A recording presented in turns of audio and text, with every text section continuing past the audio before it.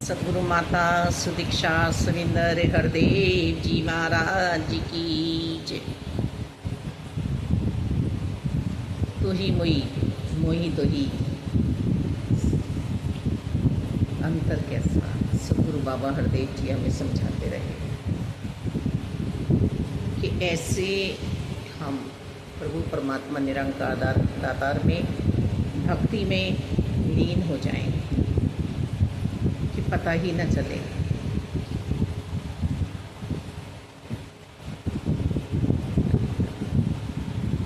हमारी परिस्थिति कैसी भी हो, पर मनोस्थिति हमारी हमेशा समनी रहे, निरंकार के लिए रहे। और हमारे जीवन में दातार हमें कब क्या कहना है, कैसे बोलना है, ये भी हमें ध्यान रखना है। जैसे कि किसी की आँख में कुछ लग गया, अब वो बेचारी बहन जी की आँख चली गई, तो एक पड़ोसन ने आकर पूछा, देखा आँख फूट गई ना तेरी,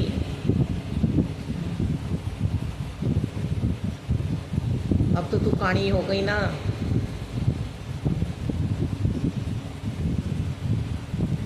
अब बहन एक तो अपने आप से परेशान है कि ये हादसा हुआ है,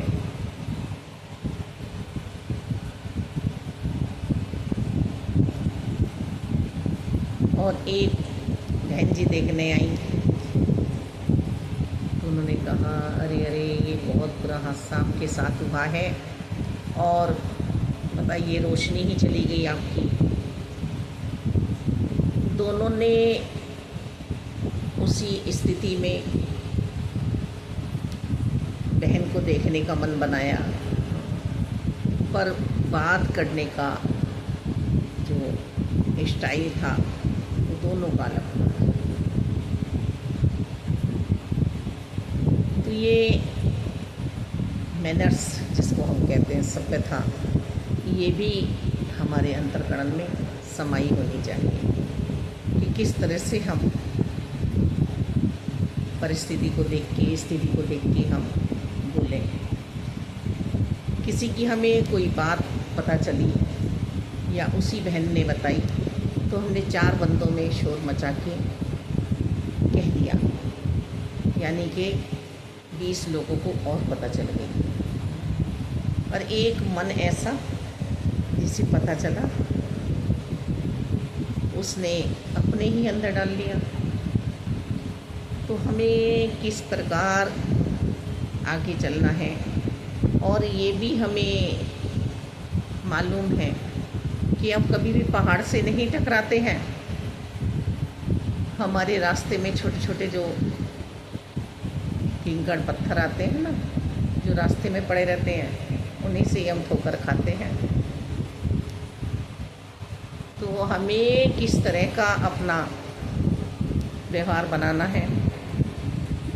सदगुरु बाबा हरदेव जी ने हमेशा कहा, निंदा बैर चुगली इसमें अपना समय व्यर्थ नहीं करना है। सिर्फ और सिर्फ सेवा सिमरन सत्संग करते हुए अपना समय बिताना है। ब्रह्म ज्ञानियों को ज्ञान कभी हमें अज्ञानता में नहीं ले जाता है, और यदि ब्रह्म ज्ञानी के बाद भी हम ऐसा व्यवहार कर रहे हैं, ऐसे शब्द बोल रहे हैं, तो हम पे ब्रह्म ज्ञान का कोई असर नहीं हुआ है। क्योंकि जिसकी लीव परमात्मा से जुड़ी हुई है वो तो बहुत सहजता में, सरलता में, प्यार में, नम्रता में, उसके अंतर्कण में तो दया भाव रहेगा, पर्दा डालने की कोशिश करेगा। तो यदि किसी में कोई कमी है, उस कमी का नाम लेकर हम ना बोलें। वास्तव में ही हम प्रभु के प्यारे नहीं बन पाएंगे, चाहे हम पे जितनी भी दौलत है, जितनी भी माया है, वो हमारे प्रारब्ध के कारण हमें मिल रही है। पर अभी तो कुछ ऐसा करें। रावण पे भी थी धन दौलत, तो सोने की लंका थी, सभी कुछ सोने का था वहाँ पर मैनर्स तो नहीं थी ना। वनवासी वनवासी करता रहा। भगवान राम को, संतों के तेज को हम तभी पहचान पाते हैं जब हम खुद अंदर से तपस्वी होते हैं। शहनशाह जी भी कहते हैं, संत को देखकर दूसरे से संत को चाव चढ़ता है और तुरंत धनकार हो जाती है, मुस्कुराहटें आ जाती हैं। ऐसा चाव चढ़ जाता है संत को देखकर कि कितने कृपा हो गई हम पर निरंकार प्रभु परमात्मा की। तो हम इस बात का ध्यान रखें, वास्तव में ही, कि कभी भी पहाड़ हमारे रास्ते में नहीं आते। यानी कि जो विशाल हृदय का है वो हमें कुछ बुरा भला नहीं कहेगा हमारे, कि यदि कोई मुश्किल घड़ी आ रही है, कोई परेशानी आ रही है, समस्या आ रही है, जहाँ तंग दिली होगी, जहाँ छोटापन होगा, वही हमें चार जनों में बेइज्जत करेगा। यूँ तो अप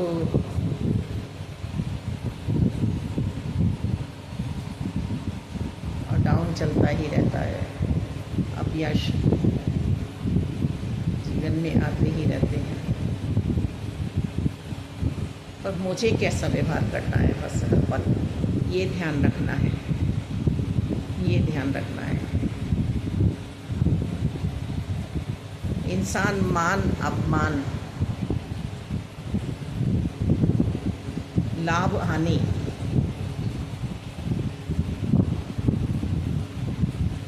ये अपने आप प्राप्त नहीं करता है, ये ईश्वर की देन है। कोई नहीं चाहता कि हमारे काम बिगड़े, हमारे